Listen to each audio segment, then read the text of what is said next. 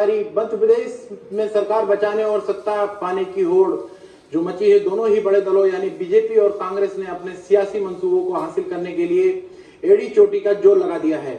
और मध्य प्रदेश की जो 27 सीटें हैं, जो 27 सीटों पर होने वाले उपचुनाव को सबसे ज्यादा 16 सीटें जो ग्वालियर और चंबल संभाग से हैं, जो बीजेपी कद्दावर नेताओं ने बेशुमार केंद्रीय मंत्री नरेंद्र सिंह तोमर और कांग्रेस से बगावत कर बीजेपी में लौटे राज्यसभा सांसद ज्योतिरादित्य सिंधिया के इलाके की हैं।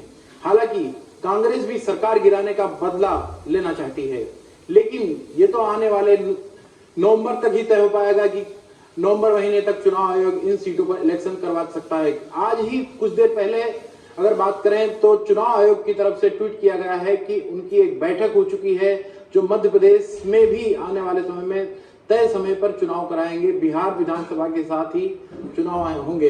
तो कुल मिलाकर अगर बात की जाए तो मध्य प्रदेश की सियासत की बात की जाए तो जब से ये नई सरकार बनी है, यहाँ पर जो सत्ता का संघर्ष अगर बात करें तो सियासी संघर्ष का जो घमासान है हमारे ये लगातार जारी है। और हमारे साथ इस समय बातचीत करने के लिए बात करने के लिए कई महत्वपूर्ण हमारे गेस्ट होंगे। और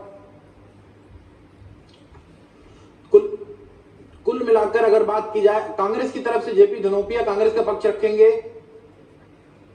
महेश शर्मा बीजेपी की तरफ से पक्ष रखेंगे। तो कुल मिलाकर मध्य प्रदेश में जो सत्ता का सेमीफाइनल कहेंगे 27 विधानसभा सीटों के लिए यहाँ पर चुनाव होना है। और कुछ देर पहले चुनाव आयोग की तरफ से साफ साफ कहा गया है कि बिहार विधानसभा के साथ ही चुनाव कराए जाएंगे। तो ऐसे में मध्य प्रदेश की सबसे प्रमुख चर्चा इस बात की करेंगे कि जो ग्वालियर चंबल संभाग है, यहाँ कई नेताओं के वजूद की लड़ाई है।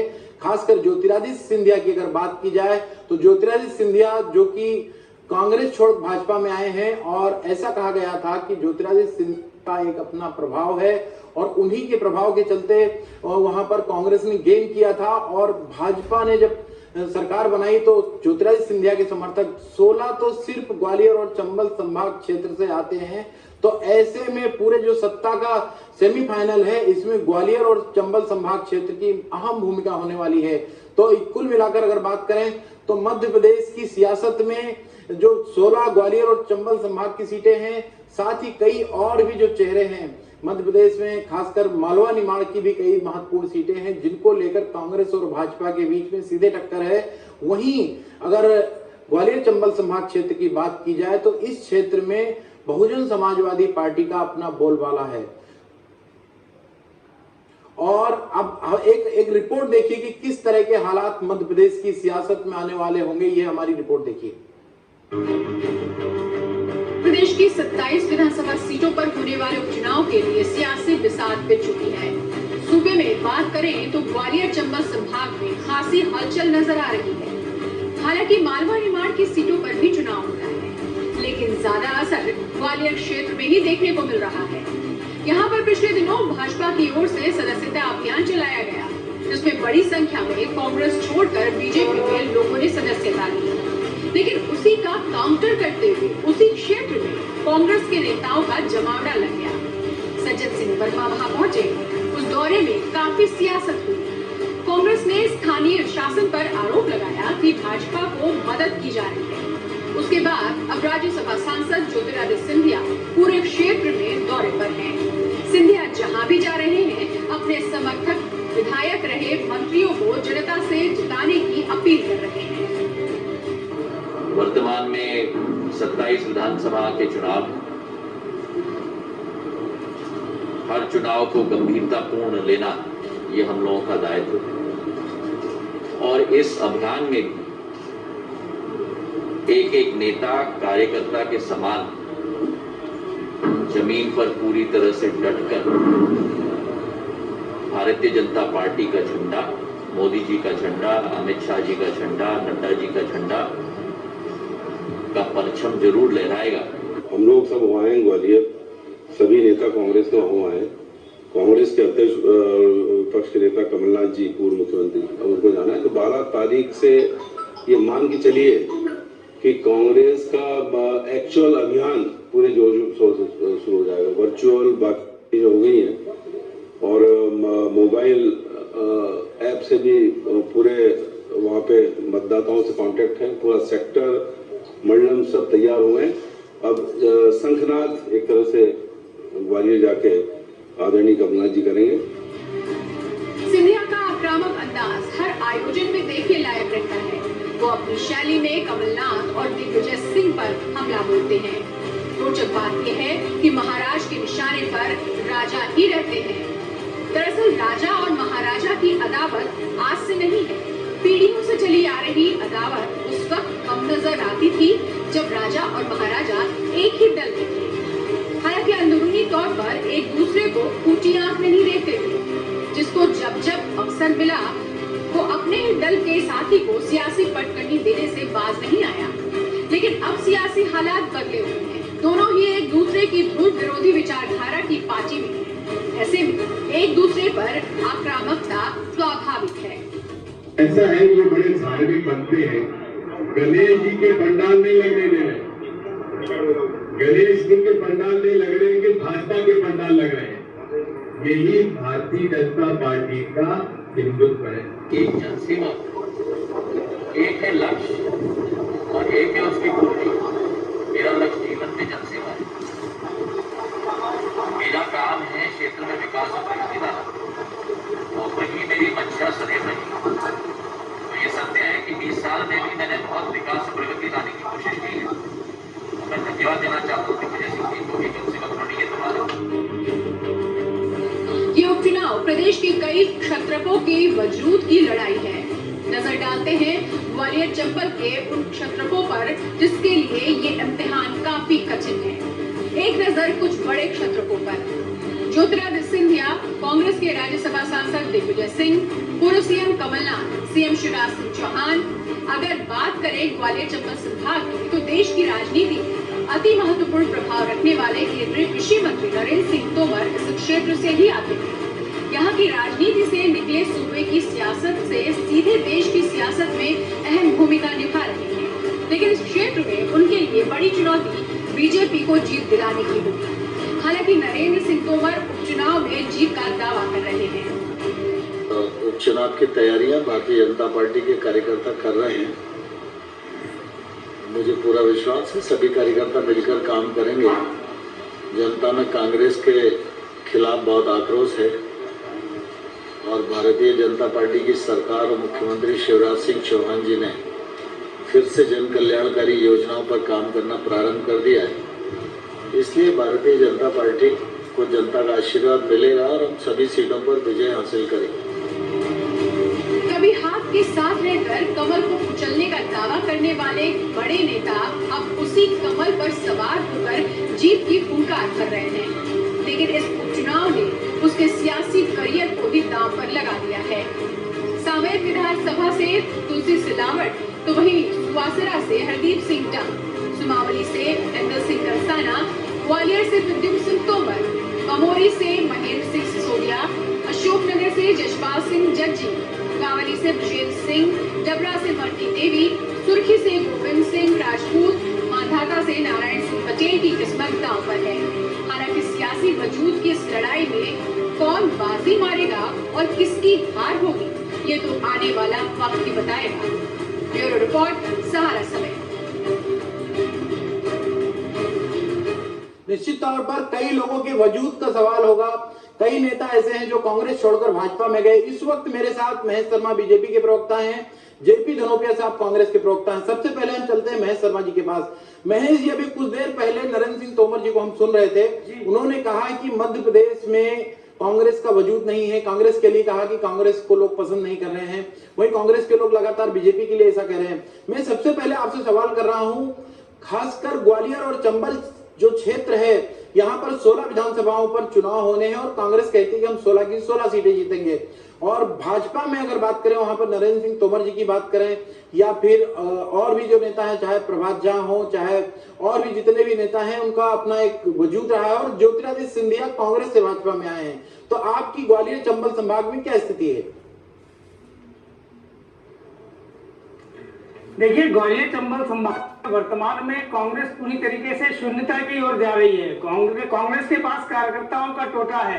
कांग्रेस को वहां पे आयातित नेताओं के प्रवास कराने पड़ रहे हैं। ये बहुत स्पष्ट रूप से दिखाता है कि कांग्रेस पार्टी किस प्रकार से ग्वालियर चंबल में शून्य की तरफ जा रही है।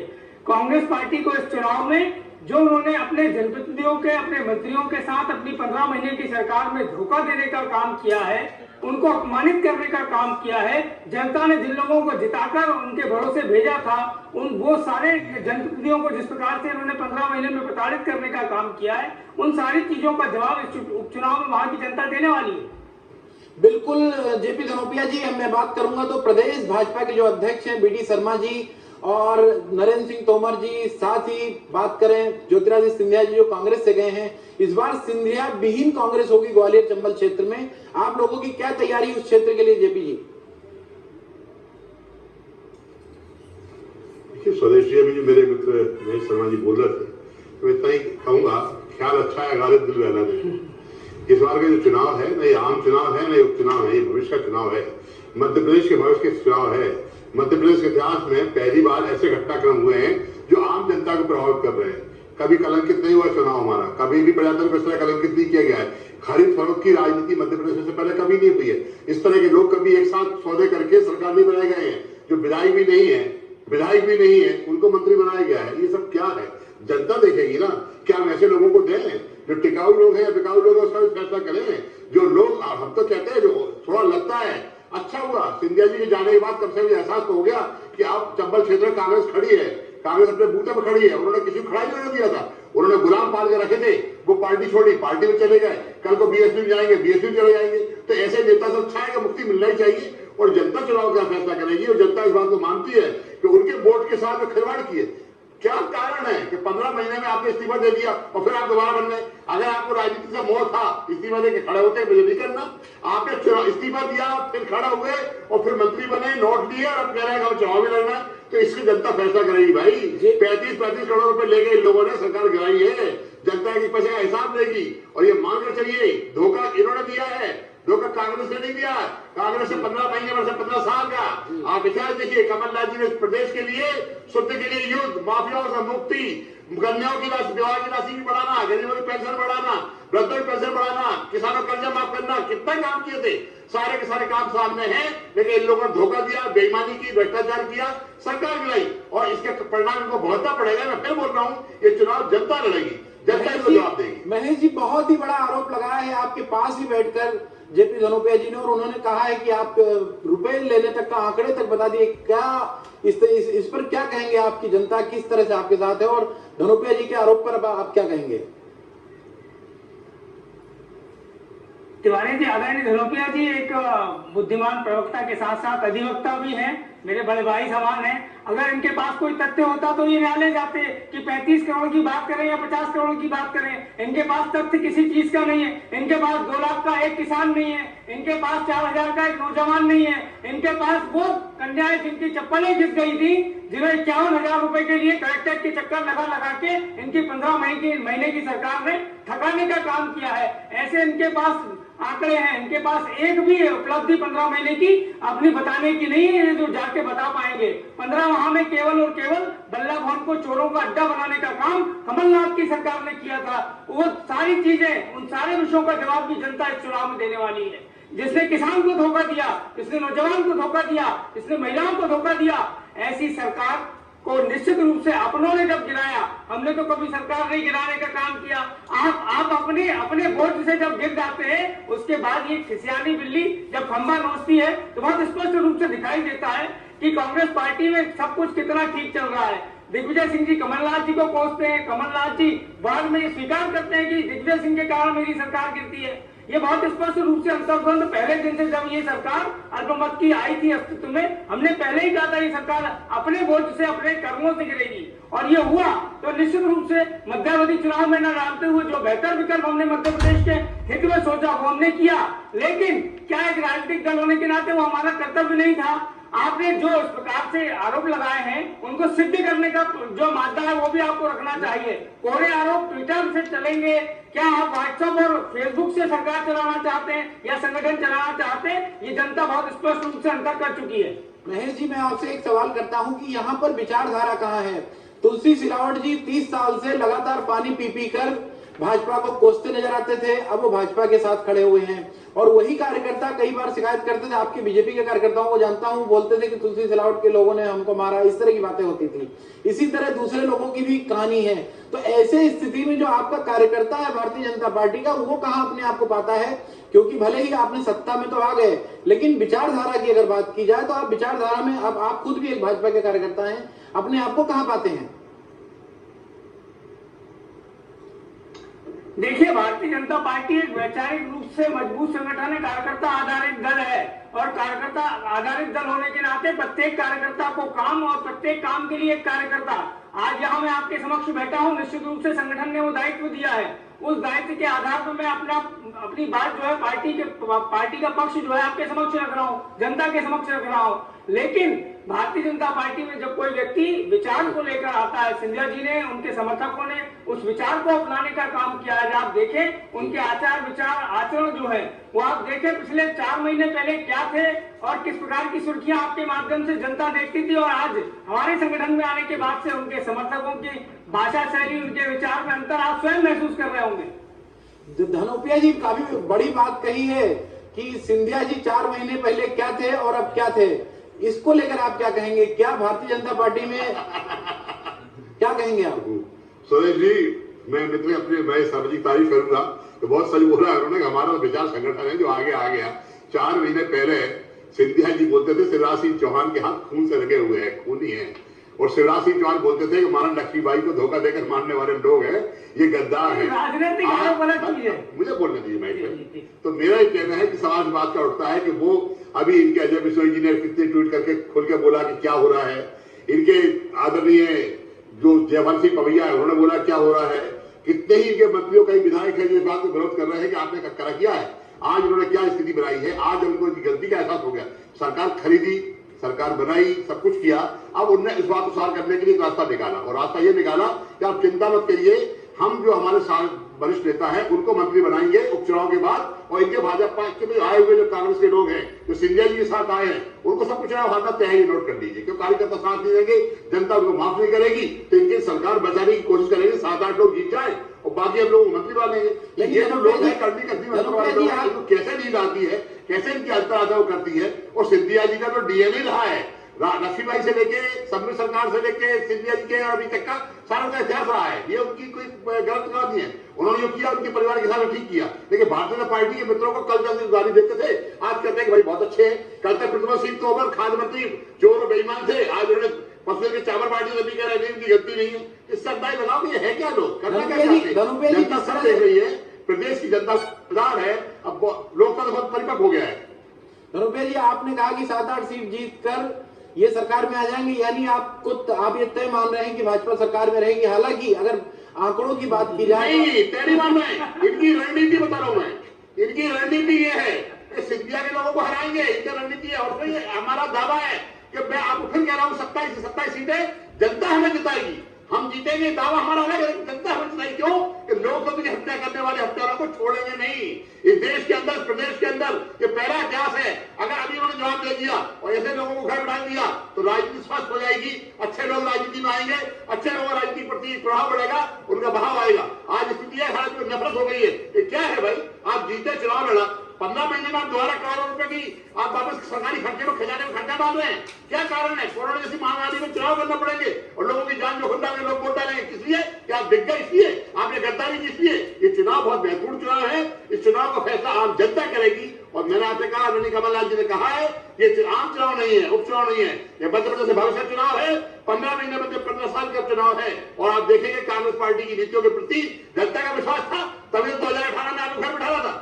भाजपा को 2018 में घर बिठाना था, जनमत नहीं मिला, नोट देकर बहुमत दे दिया, सरकार बना ली। अब आप देखिएगा, अभी आप मालूम पड़ जाएगा। चुनाव का घोषणा समझ लीजिए, चुनाव के बाद में वो घर बैठाते हैं। ये सिंधिया के साथ धोखा करेंगे, बता रहा हूँ। भारतीय जनता पार्टी में आए तो जितने भी लोग गए हैं, जितने लोगों को लिया है, हर आदमी को उन्होंने यूज एंड थ्रो किया है। किसी का आदमी को ध्यान रख लीजिए, कोई भी आदमी जो लिया है उसका उपयोग करा फेंक दिया गया है, चाहे चौधरी राकेश सिंह हो, चाहे कितने ही लोग देख लीजिएगा। तो मैं आपको दे रहा हूँ ज्योतिरादित्य सिंधिया उपचुनाव के बाद कहीं के नहीं बचेंगे। हाँ, राज्यसभा का टिकट मिल गया, राज्यसभा में बैठे हैं, पर बैठे नहीं है, वो तो हमारे यहाँ भी थे ऑलरेडी। महेश जी काफी बड़े आरोप लगा रहे हैं धनोपिया जी का कहना है कि 27 से 27 सीटें जीतेंगे, जनता उनके साथ है, जनता मध्य प्रदेश के भविष्य का चुनाव है। इसको लेकर जिस तरह से अगर सियासत होती रही है, चूंकि काफी नतीजे के बाद ही कुछ बताया जा सकेगा, लेकिन अभी तक के जो हालात हैं, जिस तरह की बातें कही जा रही है, कांग्रेस 27 सीटें जीतने का दावा कर रही है। चूंकि अगर आंकड़ों की बात करें तो कांग्रेस को बहुत बड़ी दूरी तय करना है और भाजपा के लिए, जैसा कि आपने कहा, अभी 7-8 सीटों में ही सरकार बन सकती है, ऐसा कहा। हालांकि जो आगे के हालात क्या होंगे, महेश जी क्या कहेंगे धनोपिया जी के सवालों को लेकर आप? देखिए तिवारी जी, आपको याद होगा 2019 अप्रैल में जब लोकसभा के चुनाव हो रहे थे और कमलनाथ जी की सरकार थी, कांग्रेस की सरकार थी, तब कांग्रेस के प्रवक्ता दावा किया करते थे कि हम लोकसभा की 22 से 24 सीटें जीतेंगे। और मध्य प्रदेश में क्या हर्ष हुआ ये आप हम सब जानते हैं। नकुल नाथ की नाक कैसे बची है ये आप हम सब जानते हैं। हम सब ने देखा कि मध्य प्रदेश में सुपड़ा साफ आपका हुआ।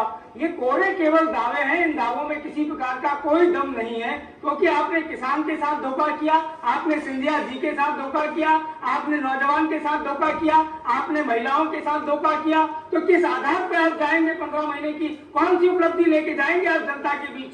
जब आप वहां जाएंगे तो जनता पूछेगी आपसे कि 15 माह में आप केवल लड़ाई झगड़े करते रहे, अपने मंत्रियों को नहीं संभाल पाए।